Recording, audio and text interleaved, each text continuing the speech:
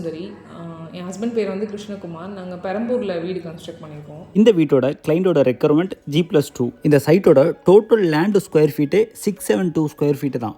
எங்களுக்கு வீடு ரொம்ப காம்பேக்டாக இருக்கக்கூடாது, வீட்டோட இன்னரில் தான் ஸ்டார் கேஸ் வேணும் அப்படின்னு சொன்னாங்க. வந்து இந்த ஸ்டெப்ஸ் வந்து நாங்கள் வீட்டுக்குள்ளேயே வரதுனால நிறைய ஸ்பேஸ் வந்து அவங்க வேஸ்ட் ஆகுன்ற மாதிரி சொன்னாங்க. மீன்ஸ் நாங்கள் எக்ஸ்பெக்ட் பண்ணதை விட ஹாலோட சைஸ் வந்து ரொம்ப சின்னதாக போட்டாங்க. நாங்கள் எக்ஸ்பெக்ட் பண்ண பிளானே வராது கன்ஸ்ட்ரக்ஷனில் அப்படின்லாம் சில பில்டர்ஸ் சொன்னாங்க. ஸோ அதனால் நாங்கள் இக்னோர் பண்ணிட்டோம். பட் ஸ்டெப்ஸ் வரும்ன்ட்டு சொன்னது வந்து இவரும் இன்னொரு பில்டரும் சொல்லியிருந்தாங்க, 2 பேர். அதில் வந்து இவங்கக்கிட்ட போய் வைக்கும் போது இவங்க வந்து அந்த பேசிக் பிளானை டெவலப் பண்ணி இவங்க எண்ட்லேருந்து பிளான் கொடுக்குறதுக்கு வந்து எந்த வித சார்ஜஸும் பண்ணல. பட் இன்னொரு பில்டர் வந்து ஒரு அமௌண்ட் கேட்டாங்க, ஒரு அமௌண்ட்டு ஃபிக்ஸடாக. பட் எங்களுக்கு அதில் இன்ட்ரெஸ்ட் இல்லை. பிளான்கே இந்த மாதிரி அமௌண்ட் ரொம்ப கமர்ஷியலாக இருக்காங்களேன்னு தோணுச்சு. அந்த விதத்தில் இவங்க வந்து அப்படி கமர்ஷியலாலாம் இல்லை. ஃபஸ்ட் நாங்கள் பிரபான்ற பில்டரை தான் போய் பார்த்தோம். அங்கே 2 பேர் இருப்பாங்க builders, Prabha and Jayakumar. First நாங்கள் பிரபாவை தான் அப்ரோச் பண்ணோம். அவரை பொறுத்த வரைக்கும் பிளான் டெவலப்மெண்ட்லாம் எந்த சார்ஜஸும் பண்ணல. அது ஒரு 2-3 மாடிஃபிகேஷன்ஸ் நடந்துச்சு. அதுக்கப்புறம் தான் அந்த பிளானை வந்து நாங்கள் டெவலப் பண்ணி கன்ஸ்ட்ரக்ஷனில் கொண்டு வந்தாங்க. நம்ம இந்த வீடு கட்ட பயன்படுத்தியிருக்க லேண்டோட சைஸ் 24x26. டோட்டலாகவே இந்த வீடு கட்ட பயன்படுத்தியிருக்க லேண்டோட அளவு 672 ஸ்கொயர் ஃபீட். என்னதான் காம்பேக்டான ஏரியாவாக இருந்தாலுமே நார்த் அண்ட் வெஸ்ட் சைடு நம்ம செட்பேக் கொடுத்துருக்கோம். நம்மளோட கிளைண்ட் பேசும்போது ஃபஸ்ட்டு என்ன சொல்லியிருந்தாங்க அப்படின்னா, சார் எனக்கு ஒரு ஐடியா இருக்குது, இருந்தாலும் என்னோட பிளானை இந்த லேண்டுக்குள்ளே எக்ஸிக்யூட் பண்ண முடியுமா சார் அப்படின்னு சொல்லி கேட்டிருந்தாங்க. ஸோ வீடு கட்டி முடிச்சாச்சு. இப்போ அவங்க என்ன சொல்லியிருக்காங்க அப்படின்னு வாங்க கேட்கலாம். நாங்கள் எப்படி எக்ஸ்பெக்ட் பண்ணோமோ அதே மாதிரி பில்டிங்கோட அவுட்புட் வந்து இருந்துச்சு. இப்படி தான் கன்ஸ்ட்ரக்ஷன் இருக்கும்னு எங்களுக்கு முதல்ல ஒரு ஐடியா இருந்தது. அதே மாதிரி கன்ஸ்ட்ரக்ஷனும் இருந்தது.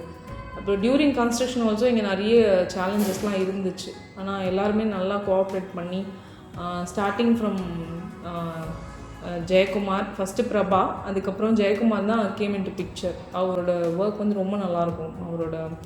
அவரோட எக்ஸ்பீரியன்ஸ் வந்து அதிலே தெரியும். ஸோ அதுக்கப்புறம் விக்னேஷ், அப்போது ஃபஸ்ட்டு இன்ஜினியர் வந்து விக்னேஷ் தான் வந்தாங்க. ஸோ அவருமே எல்லாமே ஒரு டைமும் வந்து எல்லாத்துக்குமே எப்போல்லாம் வேணவோ நீடட் ஹில் கம் வந்து எல்லாமே பண்ணி கொடுத்தாரு. அதுக்கப்புறம் முரளி பற்றி சொல்லணும் ஸ்பெஷலாக. அவர் வந்து ரொம்ப நல்ல சப்போர்ட்டு. இப்போ வரைக்குமே ஏதாவது ஒரு சின்ன விஷயம் கேட்டால் கூட முடியாது சொல்ல மாட்டார். முடியாமல் இருந்தால் கூட எப்படியாவது ஹில் ட்ரை டு டூ. அதே மாதிரி ஜெயக்குமார் கூட. நம்ம ஒரு சைட் ஸ்டார்ட் பண்ணுறோம் அப்படின்னா அந்த சைட்டை ஸ்டார்ட் பண்ணுறதுலேருந்து எண்டு வரையுமே ஒவ்வொரு ஒர்க்லேயுமே கிளைண்ட்டை சாட்டிஸ்ஃபை பண்ணணும். மேஜராக நம்ம யூஸ் பண்ணுற மெட்டீரியல்ஸ் அண்டு அதோட குவாலிட்டி. ஸோ அது இல்லாமல் ஒர்க் நடக்கும்போது கிளைண்ட்டுக்கு ஒரு சில ஐடியாஸ் வரும். ஸோ அதெல்லாம் நம்ம எந்த அளவுக்கு அந்த வீட்டில் எடுத்துகிட்டு வந்து அவங்களுக்கு பிடிச்ச மாதிரி அவங்களோட கனவு வீட்டை கட்டமைக்கிறது தான் நமக்கு ஒரு பெரிய டாஸ்காக இருக்கும். இனிஷியலாக நாங்கள் கொஞ்சம் செக் பண்ணோம், இந்த ராடு, இந்த சிமெண்ட் எல்லாம். அது வந்து அவங்க சொன்ன மாதிரி தான் போட்டிருந்தாங்க. ஆனால் அதுக்கப்புறம் நாங்களுமே செக் பண்ணுறது பெருசாக விட்டுடும். ஏன்னா எங்களுக்கு ஒரு ட்ரஸ்ட் வந்துருச்சு அவங்க மேலே. ஸோ அதனால் நாங்கள் பெருசாக அதெல்லாம் க்ராஸ் செக் பண்ணிக்கல. ஆனால் இனிஷியல் ஸ்டேஜில் பண்ணோம், இந்த பேஸ்மெண்ட் லெவலில் வந்து பண்ணோம். வீடு கட்டணும்னு நினைக்கிறவங்களுக்கு வீடு கட்டுற அந்த ஒர்க் ப்ராசஸே பார்த்திங்கன்னா ஒரு பெரிய ப்ராசஸிங். அந்த ஒர்க்கை அவங்க நம்ம மேலே வச்ச நம்பிக்கைக்கு ஏற்ற மாதிரி எடுத்துகிட்டு வர்றது தான் நம்மளோட team work.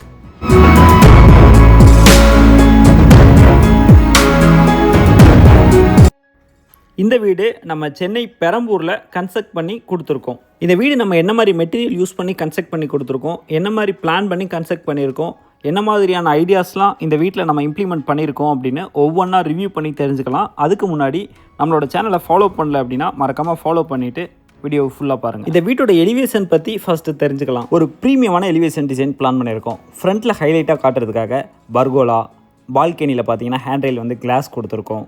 Ceramic styles use பண்ணியிருக்கோம். நல்லா கவனிச்சிங்கன்னா தெரியும், எல்லாமே நம்ம லைட் கலர் தான் யூஸ் பண்ணியிருக்கோம். ரொம்ப டார்க் கலர் எலிவேஷனில் நம்ம யூஸ் பண்ணோம் அப்படின்னா அட்ராக்ட் பண்ணுற மாதிரி இருக்காது, நல்லா இருக்காது.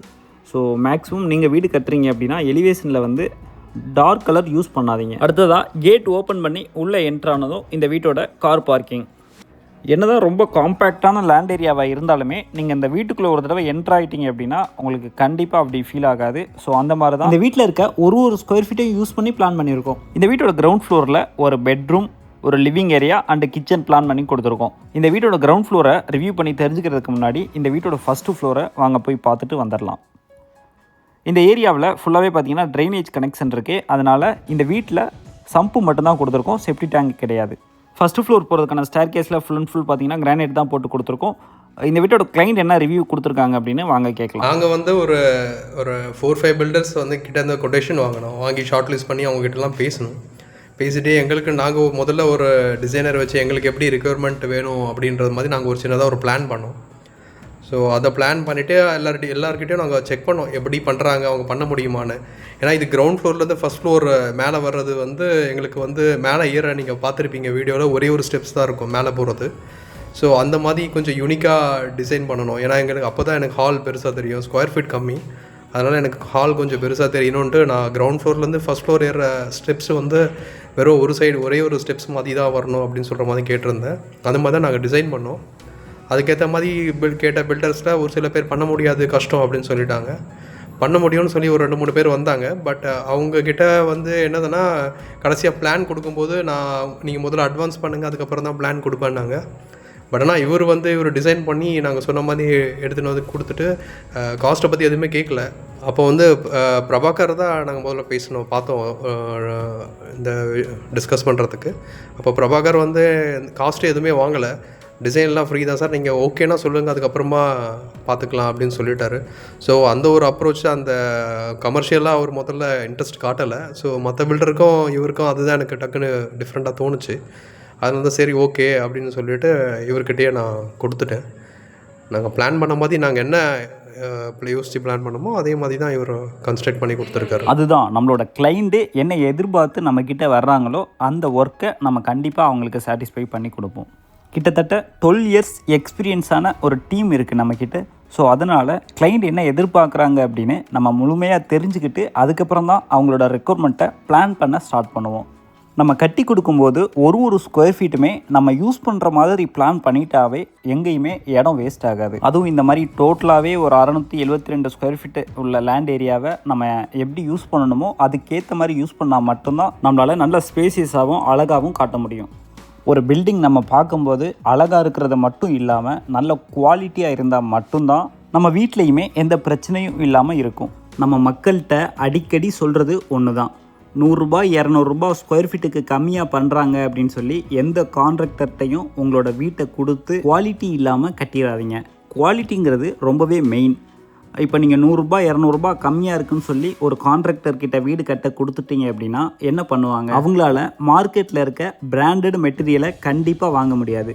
ஏன் அப்படின்னா அதோட காஸ்ட் அந்த மாதிரி இருக்கும். பிராண்டட் இல்லாத மெட்டீரியல் யூஸ் பண்ணும்போது குவாலிட்டி என்ன ஆகும், கண்டிப்பாக குறையும். ஸோ இதெல்லாம் யோசித்து வீடு கட்டுங்க. இந்த வீட்டோட ஃபஸ்ட்டு ஃப்ளோரில் பார்த்தீங்கன்னா நம்ம மாடுலர் கிச்சன் பண்ணி கொடுத்துருக்கோம். லிவிங் ஏரியாவுமே பார்த்தீங்கன்னா கிளைண்ட் எதிர்பார்த்த மாதிரி நல்லா ஸ்பேசியஸாக பிளான் பண்ணி கொடுத்துருக்கோம். அதே மாதிரி இந்த வீட்டோட இன்னரில் தான் படிக்கட்டு கொடுத்துருக்கோம். இந்த வீட்டில் இந்த ஃப்ளோருக்கு பார்த்தீங்கன்னா நம்ம ஃபுல்லாகவே கிரானைட் தான் லே பண்ணி கொடுத்துருக்கோம். ஃபஸ்ட்டு ஃப்ளோரில் ஒரு பெரிய லிவிங், ஒரு பெட்ரூம் அண்ட் அட்டாச்சு டாய்லெட், ஒரு கிச்சன் பிளான் பண்ணி கொடுத்துருக்கோம். வாங்க இந்த வீட்டோட கிளைண்ட் என்ன பேசியிருக்காங்க அப்படின்னு ஃபுல்லாக கேட்கலாம். என்னோடய பேர் திருப்புர சுந்தரி. என் ஹஸ்பண்ட் பேர் வந்து கிருஷ்ணகுமார். நாங்கள் பெரம்பூரில் வீடு கன்ஸ்ட்ரக்ட் பண்ணியிருக்கோம். அவரை பொறுத்த வரைக்கும் பிளான் டெவலப்மெண்ட்லாம் எந்த சார்ஜஸும் பண்ணல. அது ஒரு 2-3 கார மாடிஃபிகேஷன்ஸ் நடந்துச்சு. அதுக்கப்புறம் தான் அந்த பிளானை வந்து நாங்கள் டெவலப் பண்ணி கன்ஸ்ட்ரக்ஷனில் கொண்டு வந்தாங்க. வைல் கன்ஸ்ட்ரக்ஷன் ஆல்சோ அந்த செகண்ட் ஃப்ளோர் பொறுத்த வரைக்கும் சில சேஞ்சஸ், G+2 இது பில்டிங்கு. செகண்ட் ஃப்ளோர் பொறுத்த வரைக்கும் சில சேஞ்சஸ்லாம் இருந்தது. அதுவுமே வந்து அவுட்புட் பெட்டர்மெண்ட்காக தான் சொல்லியிருந்தாங்க. ஸோ அதுவுமே நாங்கள் அக்செப்ட் பண்ணிக்கிட்டோம். நாங்கள் எப்படி எக்ஸ்பெக்ட் பண்ணோமோ அதே மாதிரி பில்டிங்கோட அவுட்புட் வந்து இருந்துச்சு. இப்படி தான் கன்ஸ்ட்ரக்ஷன் இருக்கும்னு எங்களுக்கு முதல்ல ஒரு ஐடியா இருந்தது. அதே மாதிரி கன்ஸ்ட்ரக்ஷனும் இருந்தது. அப்புறம் டியூரிங் கன்ஸ்ட்ரக்ஷன் ஆல்சோ இங்கே நிறைய சேலஞ்சஸ்லாம் இருந்துச்சு. ஆனால் எல்லாருமே நல்லா கோஆப்ரேட் பண்ணி starting from Jayakumar, first Prabha, அதுக்கப்புறம் ஜெயக்குமார் தான் கேம் இன்டு பிக்சர். அவருமே ரொம்ப நல்லா பொறுமையாக எல்லா விஷயத்தையும் ஹேண்டில் பண்ணி நல்லாவே அவர் ஏஜுக்கு ஏற்ற மெச்சூரிட்டியோடு ரொம்ப நல்லா பண்ணி கொடுத்தாரு. டோட்டலாக பார்த்தீங்கன்னா இந்த வீட்டில் 4 பெட்ரூம் பிளான் பண்ணி கொடுத்துருக்கோம் அண்டு ஒரு ஸ்டடி ரூம் பிளான் பண்ணியிருக்கோம்.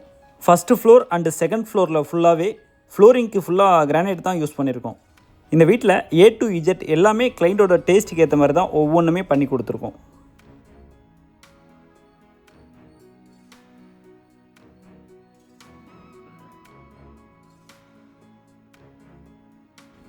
செகண்ட் ஃப்ளோரில் ஃப்ரண்ட்லேயே பார்த்தீங்கன்னா ஒரு பால்கனி பிளான் பண்ணியிருக்கோம். இந்த ஃப்ளோரில் நம்ம பிளான் பண்ணி கொடுத்துருக்க 2 பெட்ரூம்லையுமே அட்டாச்சு டாய்லெட் கொடுத்துருக்கோம். அதுக்கப்புறம் விக்னேஷ், அப்போது ஃபஸ்ட்டு இன்ஜினியர் வந்து விக்னேஷ் தான் வந்தாங்க.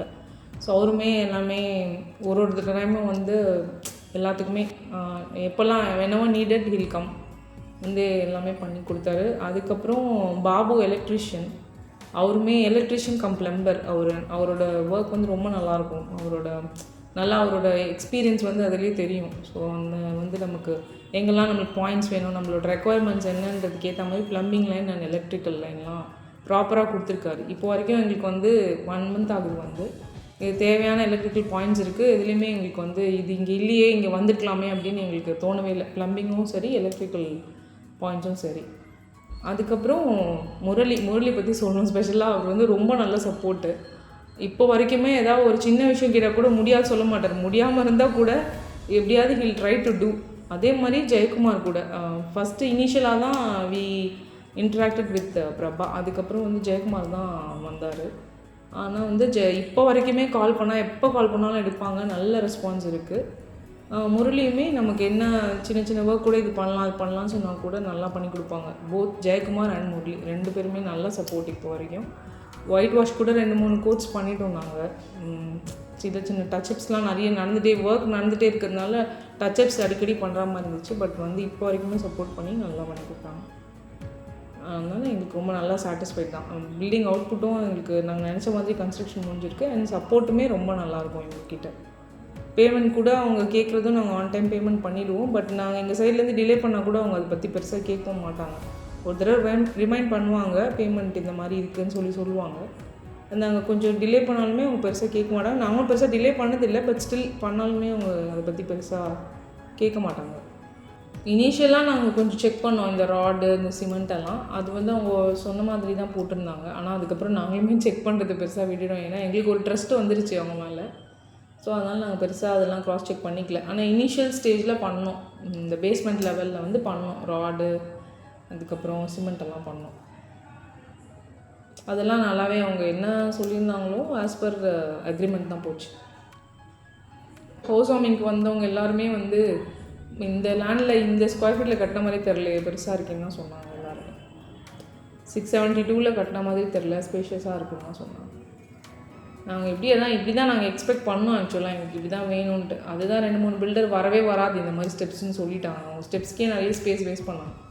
ஆனால் இவங்க அது நல்லா புரிஞ்சுக்கிட்டு நாங்கள் இவங்களை செலக்ட் பண்ணதுக்கும் அது one of the main reason தான். ஏன்னா இவங்க இந்த டியூப்ளெக்ஸ் வந்து நல்லா கட்டியிருந்தாங்க.